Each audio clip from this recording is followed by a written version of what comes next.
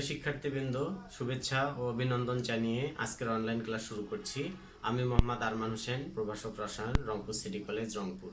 শিক্ষার্থীরা, বিগত দিনগুলোতে তোমাদের রসায়ন প্রথম পত্রের যে 2 নম্বর অধ্যায় রয়েছে গুণগত রসায়ন, এটি নিয়ে আমি আলোচনা করেছি। আজকে আমি যে বিষয়টি নিয়ে আলোচনা করব তা হলো পাওলির বর্জন নীতি। পাওলির বর্জন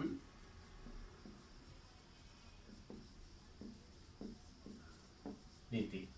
শিক্ষার্থীরা, এটি হলো একটি ইলেকট্রন বিন্যাসের নিয়ম, যে পরমাণুতে যে ইলেকট্রনগুলো আছে বিভিন্ন শক্তি স্তরে এবং উপস্তরে ইলেকট্রনগুলো কিভাবে থাকবে সেটি নিয়ে এই নীতি পাওলির বর্জন নীতি। পাওলির বর্জন নীতিটি 1925 সালে অস্ট্রিয়ায় জন্মগ্রহণকারী সুইস আমেরিকান তত্ত্বীয় পদার্থবিজ্ঞানী উলফগাং পাউলি সর্বপ্রথম 4টি কোয়ান্টাম সংখ্যা নিয়ে ইনি একটি মতবাদ দেন। এনার নীতিটি হলো যে পরমাণুতে যে কোনো 2টি ইলেকট্রনের 4টি কোয়ান্টাম সংখ্যার মান একই হতে পারে না। এই যে কোনো একটি পরমাণুতে যদি 2টি ইলেকট্রন থাকে, এই 2টি ইলেকট্রনের কমপক্ষে একটি কোয়ান্টাম সংখ্যার মান ভিন্ন হবে। এটি হলো পাওলির বর্জন নীতি।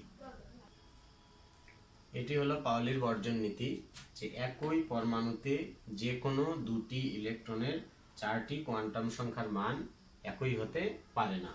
এটিকে যদি আমি একটি উদাহরণ দিই তাহলে তোমাদের এই জিনিসটা আরো সহজ হয়ে যাবে। যে হিলিয়াম পরমাণুর ক্ষেত্রে তোমরা জানো হিলিয়ামের পারমাণবিক সংখ্যা 2, এর ইলেকট্রন বিন্যাস 1s2, অর্থাৎ এখানে 2টি ইলেকট্রন রয়েছে। এই 2টি ইলেকট্রনকে আমি যদি পৃথক করে দেখাই, একটি হলো E1 আর একটি হলো E2, তাহলে এই 2টি ইলেকট্রনের জন্য দেখো প্রধান কোয়ান্টাম সংখ্যা n, সহকারী কোয়ান্টাম সংখ্যা l, চৌম্বকীয় কোয়ান্টাম সংখ্যা m, স্পিন কোয়ান্টাম সংখ্যা s।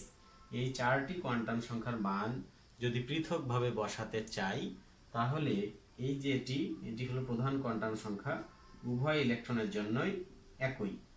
সহকারী কোয়ান্টাম সংখ্যা l এর শূন্য মানের জন্য যে আমরা উপস্তরটি পাই s, l এর মান 0 হলে m এর মানও হবে 0, এটিও হবে 0।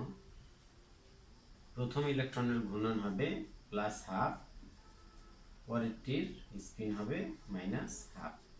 তাহলে দেখো এটি ভিন্ন এসে গেছে। অর্থাৎ এটির সাহায্যে পাওলির যে বর্জন নীতি এটির উদাহরণ স্পষ্ট হয়ে যায়। যে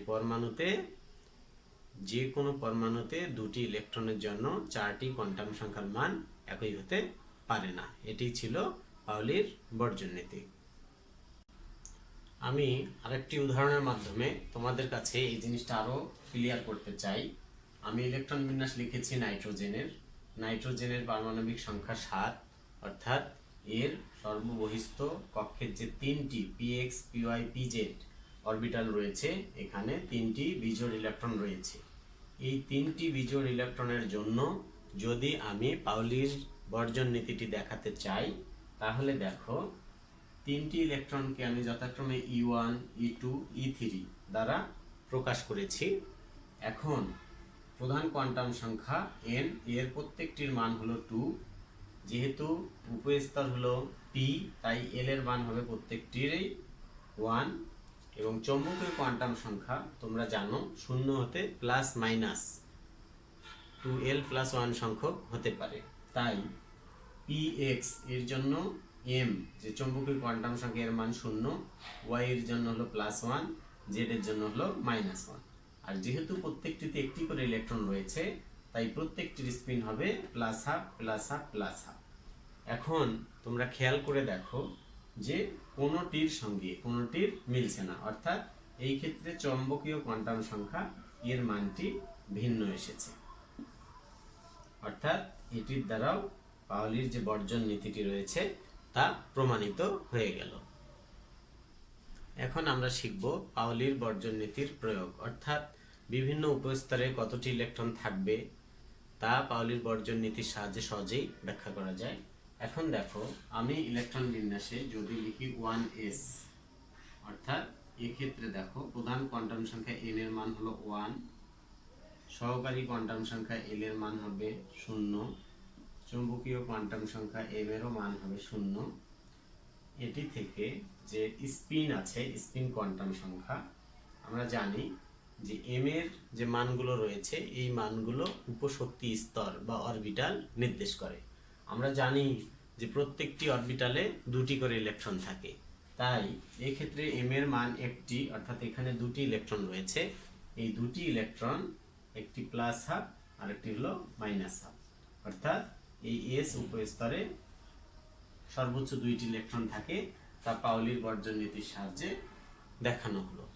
তারপর 2 1s2 2s2 2p, আমি যদি দ্বিতীয় শক্তি স্তরের p উপস্তর নিয়ে কথা বলি, তাহলে এখানে n এর মান 2, l এর মান হবে 1, m এর মান হবে 0 +1 -1। তাহলে এখানে দেখো মান রয়েছে তিনটি মান দ্বারা আমরা বুঝবো যে এখানে অরবিটাল রয়েছে তিনটি, অর্থাৎ উপশক্তি স্তর রয়েছে তিনটি। প্রত্যেকটি উপশক্তি স্তরে যদি দুইটি করে ইলেকট্রন থাকে, তাহলে এক্ষেত্রে যে মানটি পাবো 3 ± হাফ, অর্থাৎ এখানে 6টি ইলেকট্রন রয়েছে, তাই এখানে p এরও আমরা p6 লিখতে পারি। তাহলে এটি হলো পাউলির বর্জন নীতির প্রয়োগ, যে বিভিন্ন উপস্তরে কতটি করে, সর্বোচ্চ কতটি ইলেকট্রন থাকবে তা এই পাউলির বর্জন নীতির সাহায্যে সহজেই দেখানো যায়। আশা করি তোমরা এটা বুঝতে পেরেছো।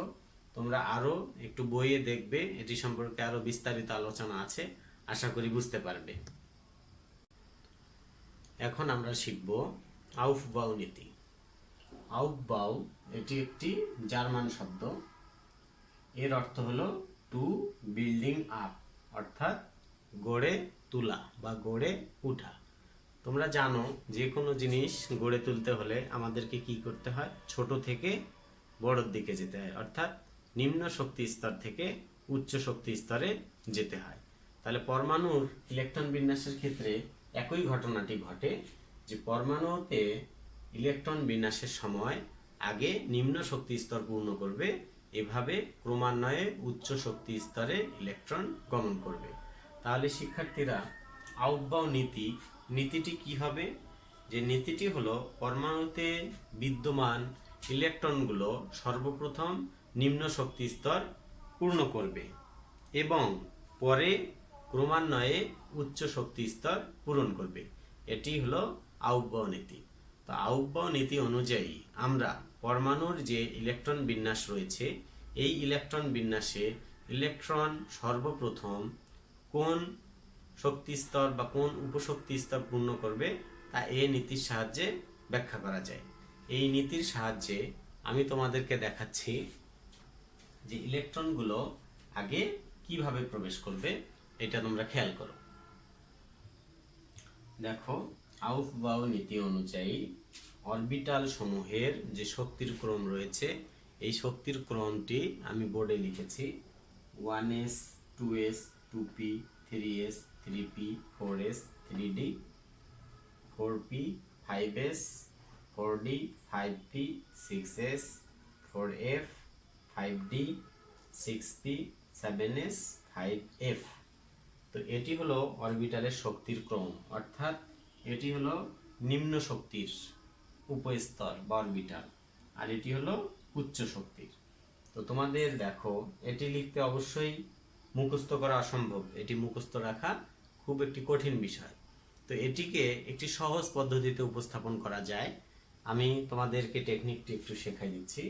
সেটি হলো যে তোমরা এটিকে প্রথমে এভাবে লিখবে, যে যা লিখবো দুইবার লিখব, অথবা যা বলবো দুইবার বলবো। তাহলে আমি প্রথমে বললাম এস, আবার বলবো এস, তারপর বলবো পিএস, আবার বলবো পিএস, তারপর বলবো ডি পি এস, আবার বলবো ডি পি এস, তারপর বলবো এফ ডি পি এস, আবার বলবো এফ ডি পি এস। আমি আবারও বলছি, যা বলবো দুইবার বলবো। এস বলেছি আবার এস বলেছি, পিএস আবার পিএস, ডিপিএস বলেছি আবার ডিপিএস, এফ ডিপিএস আবার এফ ডিপিএস। এটি তোমরা এভাবে মনে রাখবা, যা লিখবো দুইবার লিখবো বা যা বলবো দুইবার বলবো। S S, PS PS, DPS DPS, FDPS FDPS. এখন এগুলোকে আমি সংখ্যায়িত করব। এস কে 1 থেকে শুরু করব, 1s 2 4 5 6 7 8। এখন পি রয়েছে, পি কে 2 থেকে শুরু করব, 2p 3p 4p 5p 6p 7p। D কে 3 থেকে শুরু করব, 3d 4d 5d 6d। F কে 4 থেকে শুরু করব, 4f, এটি হলো 5f। তোমরা জানো এস এ 2টি করে ইলেকট্রন থাকে, পি তে 6টি, ডি তে 10টি, এফ এ 14টি। এইভাবে এগুলোকে যদি আমি বসিয়ে দিই তাহলে এটির সাহায্যে তোমার 120 পারমাণবিক সংখ্যা পর্যন্ত ইলেকট্রন বিন্যাস সহজেই হয়ে যাবে। ইলেকট্রন বিন্যাসের ক্ষেত্রে কিছু ব্যতিক্রম নিয়ম আছে, তোমরা এর আগের ক্লাসে তা জেনে এসেছো দশম শ্রেণীতে, যে অর্ধপূর্ণ ডি অরবিটালের অর্ধপূর্ণ এবং পরিপূর্ণ সুস্থিতি রয়েছে। আবার ল্যান্থানয়েডস অ্যাক্টিনয়েডস যে সিরিজ রয়েছে, এই সিরিজে কিছু ব্যতিক্রম ইলেকট্রন বিন্যাস তোমরা পাবে। ব্যতিক্রমগুলোকে তোমরা জানো, এগুলোকে মুখস্থ রাখতে হয়। তোমরা যতটুক টেকনিক অবলম্বন করে মনে রাখা যায় মনে রাখবে, বাকিটা তোমাদেরকে অবশ্যই মুখস্থ রাখতে হবে। তাহলে এটি ছিল আউটবাউ নীতি। আউটবাউ নীতির আরও একটি স্পাইরাল পদ্ধতি আছে, যেভাবে এসগুলোকে সবগুলোকে লিখবো, পাশে পি তারপর ডি, এভাবে লিখে এভাবে স্পাইরাল করেও এটাকে দেখানো যায়।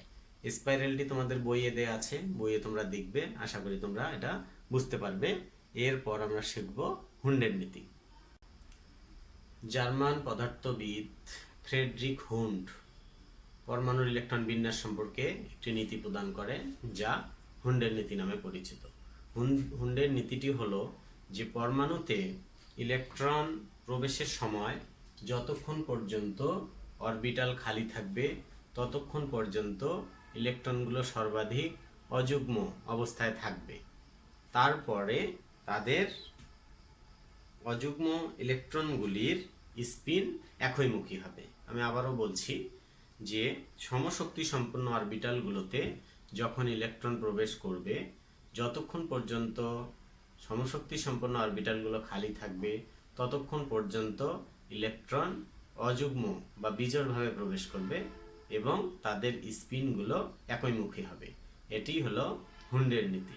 তো হুন্ডের নীতি এটিকে যদি আমরা ইলেকট্রন বিন্যাসের মাধ্যমে দেখিয়ে দিই তাহলে আরো সহজ হয়ে যাবে। দেখো, নাইট্রোজেন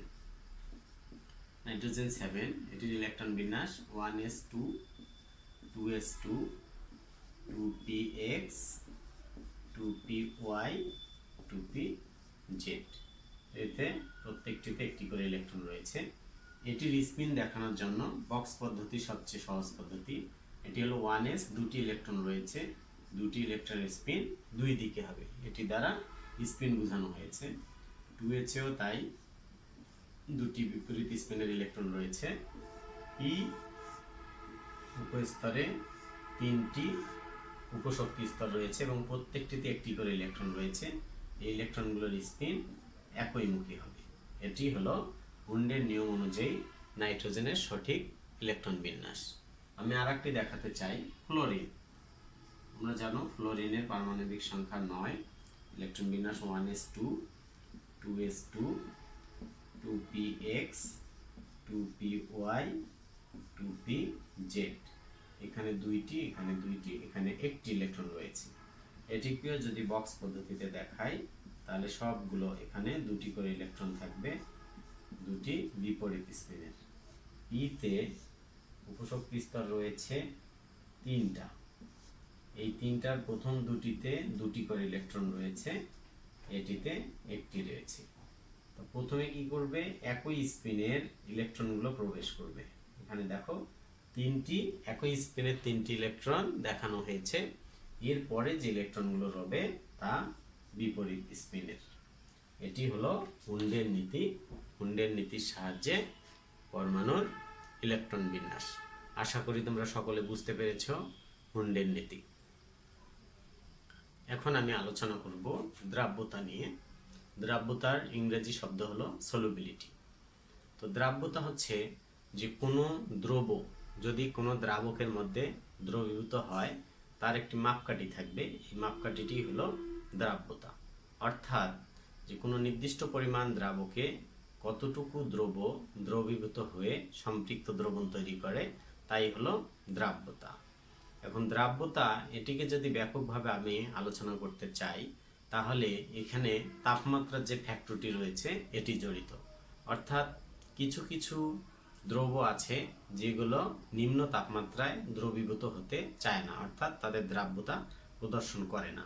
আবার কিছু কিছু পদার্থ আছে যেগুলো নিম্ন তাপমাত্রায় দ্রবীভূত হয় কিন্তু উচ্চ তাপমাত্রায় দ্রবীভূত হতে চায় না। তাই দ্রাব্যতার ক্ষেত্রে তাপমাত্রাটি ফ্যাক্টর হয়ে দাঁড়ায়।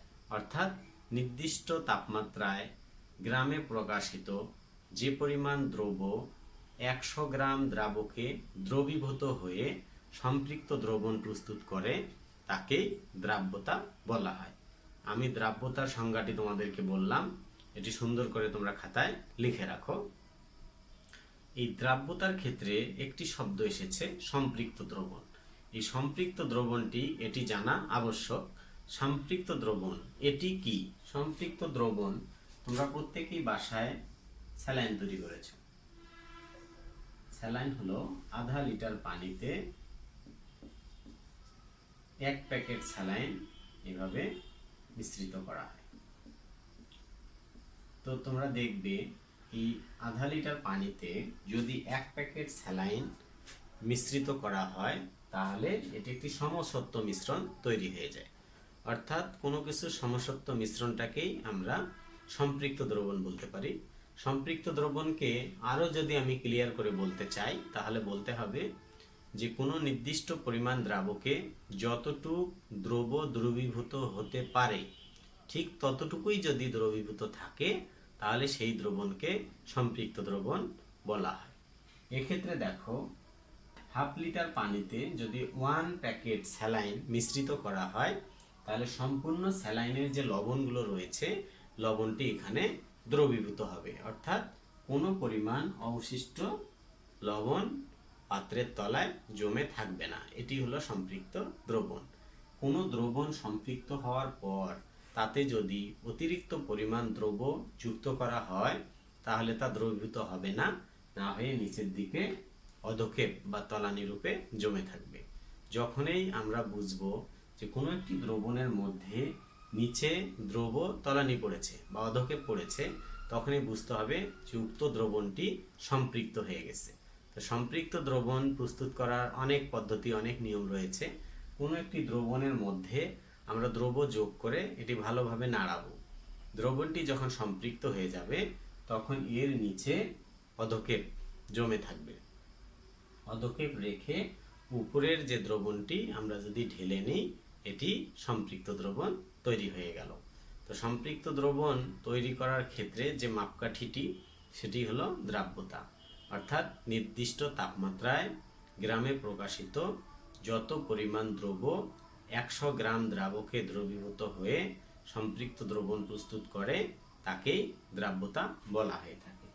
এখন দ্রাব্যতার ক্ষেত্রে আমি যদি দ্রব্যের ভর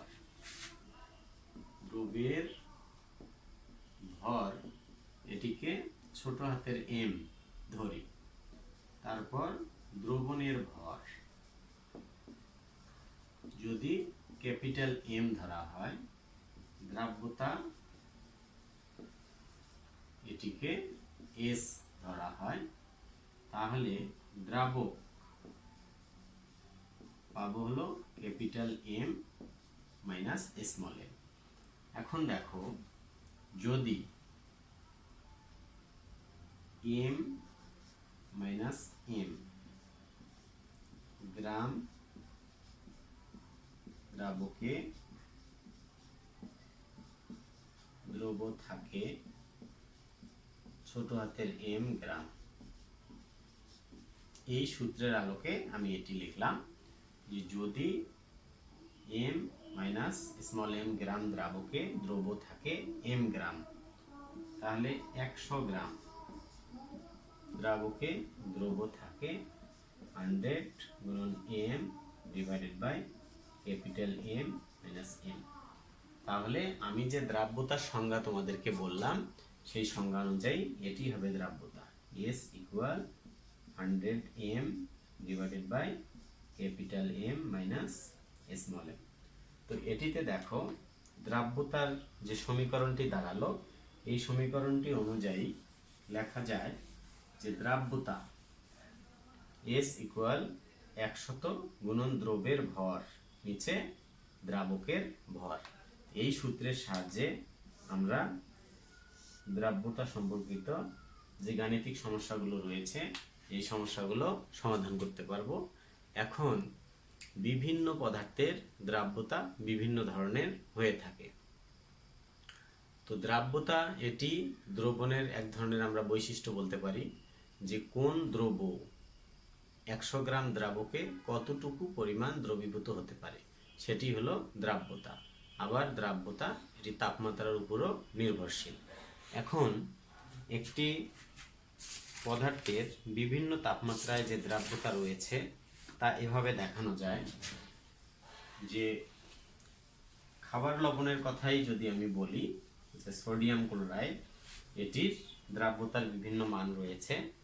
সোডিয়াম ক্লোরাইড 0 ডিগ্রি সেলসিয়াস, এটাতে NaCl, এর দ্রাব্যতার মান আসে হলো 35.7 গ্রাম, 35.7 গ্রাম, অর্থাৎ 0 ডিগ্রি সেলসিয়াস তাপমাত্রায় 35.7 গ্রাম সোডিয়াম ক্লোরাইড 100 গ্রাম পানিতে দ্রবীভূত হতে পারে।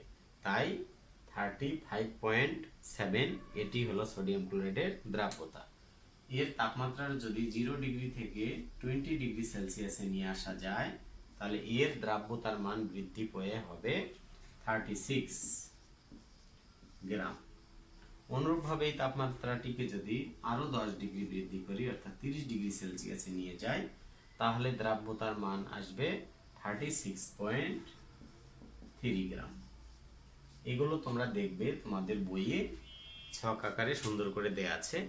এই মানগুলো তোমাদের বিভিন্ন MCQ প্রশ্নের জন্য মুখস্থ রাখতে হবে। তো দ্রাব্যতার ক্ষেত্রে একটি ব্যতিক্রম জিনিস আছে, সেটা হলো সোডিয়াম সালফেট 10 অণু পানি অর্থাৎ গ্লুবার লবণ। Sodium sulphate dot 10 molecule water. এটির দ্রাব্যতার ক্ষেত্রে একটু ব্যতিক্রম লক্ষ্য করা যায়।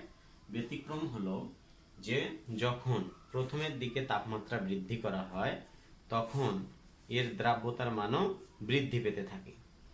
বৃদ্ধি করতে করতে 0 থেকে 32 ডিগ্রি সেলসিয়াস পর্যন্ত বৃদ্ধি পায়।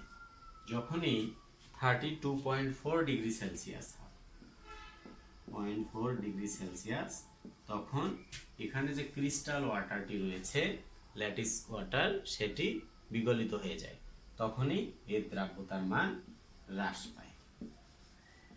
তাহলে দ্রাব্যতার ক্ষেত্রে এরকম কিছু ব্যতিক্রম রয়েছে যেগুলো তোমাদেরকে মুখস্থ রাখতে হবে। তারপর আরো কিছু ব্যতিক্রম রয়েছে যেগুলো তাপমাত্রা বৃদ্ধির সাথে সাথে দ্রাব্যতার মান হ্রাস পেতে থাকে।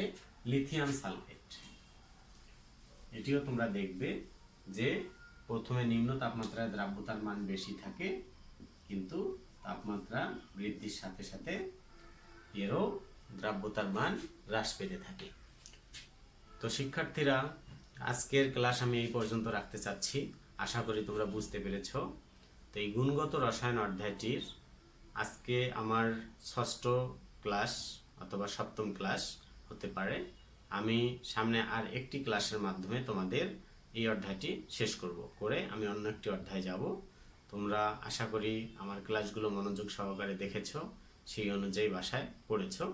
সকলে ভালো থাকবে, সুস্থ থাকবে। আল্লাহ হাফেজ।